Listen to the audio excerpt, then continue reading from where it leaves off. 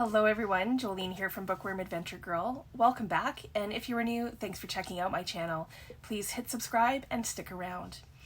I know that we are just over halfway through August, but I want to talk about September the 6th.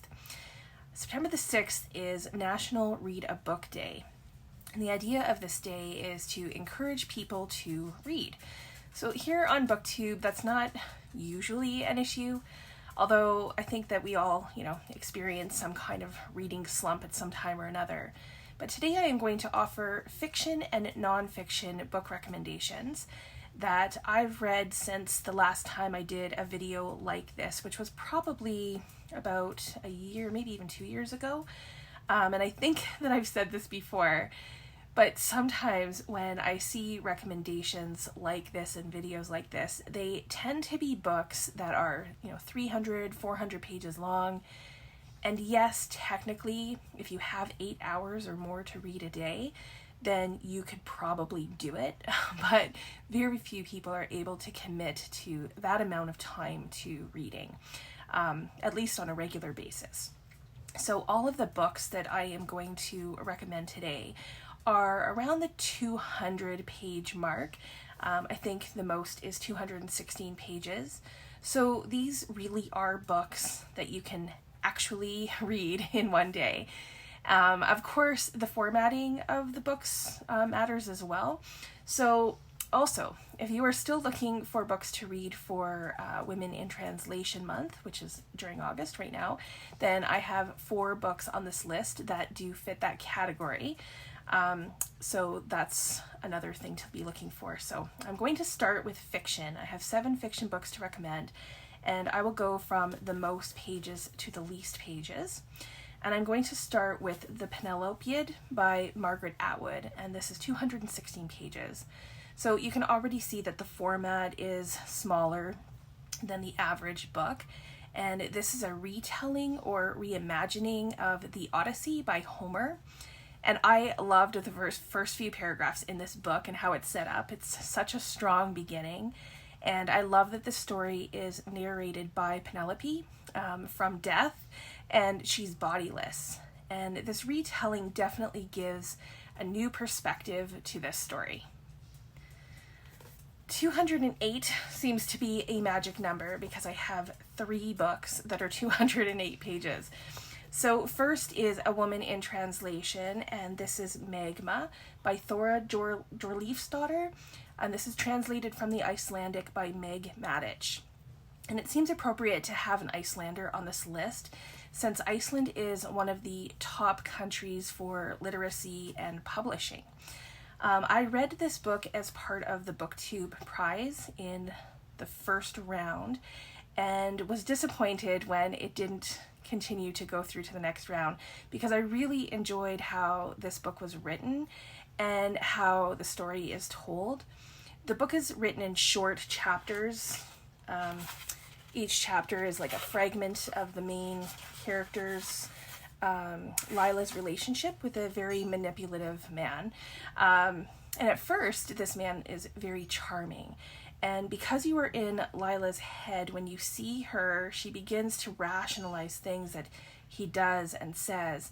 And I think what made this book so good for me was the way that it was told from Lila's point of view, and just the subtlety of the relationship and how it begins to spiral.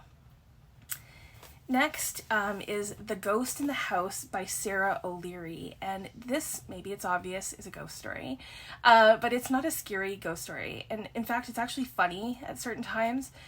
Faye is the main character, and she wakes up to find out that her life has moved on without her. Her husband has another wife, and there's a teenager in the house. Things in her home have been changed and moved, and Faye has to figure out, what has happened to her life.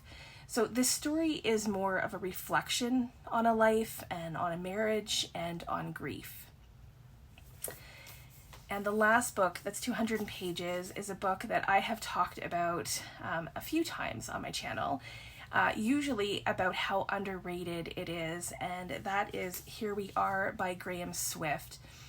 This is a delightful and magical read. This is the story of Ronnie, Evie, and Jack. And the three characters make up a vaudeville act in the late 1950s. Ronnie is the great Pablo, Evie is his assistant in a magic act, and Jack is the MC and comedian. And I loved this setting. The story goes from the 1950s to the past when Ronnie is sent to live with a couple, Penny and Eric, during World War II in order to keep him safe. And his relationship with them is very special and significant, and it is while he lives with them that he becomes a sorcerer's apprentice, and magic becomes an important part of his life. I loved how this book was written. It's emotional in the best way, and in the end we still don't have, all of the answers, but there is just a magical feel to it. And then next up is a historical fiction novel, Your Story, My Story, and this is by Connie Palmen, and it was translated from the Dutch by Eileen J. Stevens and Anna Asbury. And this is 206 pages. This is based on the love story of Sylvia Plath and Ted Hughes, and the story is told from Ted Hughes' perspective, looking back on his 7-year marriage to Sylvia before she took her own life. And I thought that the way the story was told from his perspective was very clever, and this is an interesting kind of reflection on their marriage and mental illness, artistic passions, and hindsight. This next book is one that I don't see talked about too often anymore, and that is The Harpy by Megan Hunter. It's 194 pages, and this is about Lucy and Jake, who have 2 children. Lucy works from home, and one day the telephone rings, and it's a man who tells her that Jake is having an affair with his wife. When Lucy confronts Jake, they come to an agreement. And the agreement is that Lucy can hurt Jake 3 times. He won't know when or how. But the way that this book is written is very interesting. It kind of draws the reader into normal, everyday life in a really unique way, and you become a part of Lucy's world. And Lucy has an obsession with harpies, and as the story progresses, she is being transformed into a harpy, both psychologically and physically. So this is definitely a darker read than the others that are on the list.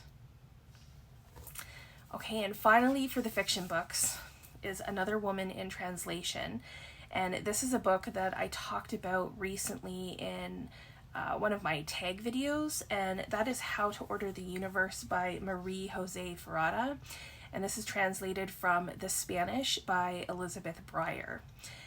This comes in at 170 pages. I've talked about this book because I read it for the BookTube prize.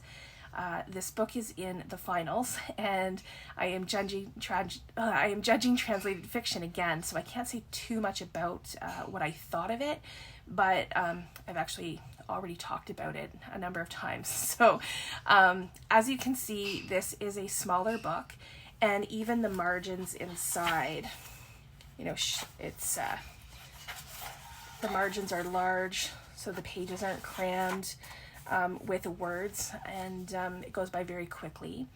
I will repeat what I've said many times before.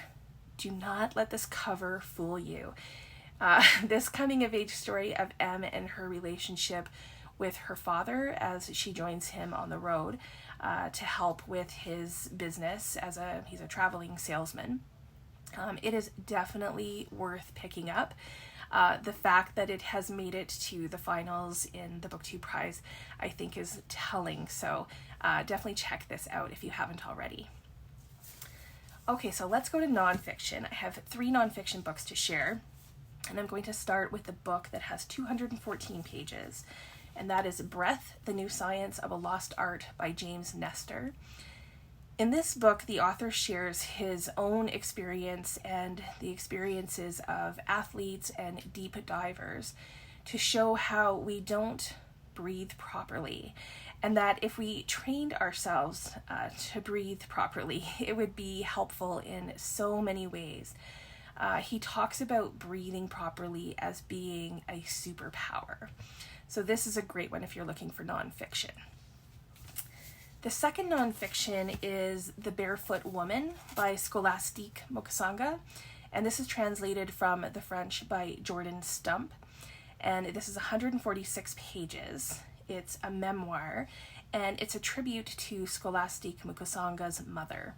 And it takes place in Rwanda pre-genocide, so before 1994, and it's about how her mother was so resourceful to keep her children safe of the violence that was coming.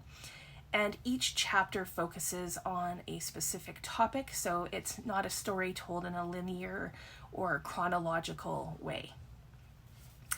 And then the final book that I have to share is Notes on Grief by Chimamanda Ngozi Adichie, which is 80 pages. And in this memoir, Chimamanda writes about her father, his death, and how she and her family grieved during the pandemic. The writing in this is so beautiful. Chimamanda has such a unique use of language. She has a way of saying something so profound in only a few words. And this book talks about grief and loss in a real and honest way. So these are my recommendations for books that you can read in a day.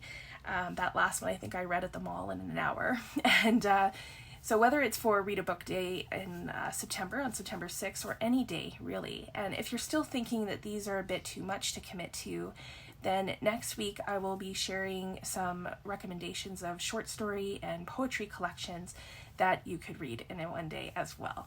So stay tuned for that. Please let me know if you have read any of these books or if you are interested in any of them. Are there any books that you would like to add to this list? What have you read recently that you maybe read in a day or that you could have read in a day? I'd be happy to hear about all of those. I look forward to chatting with you in the comments. Thanks again for watching. I hope you enjoy the rest of your day, and don't forget to make every day an adventure.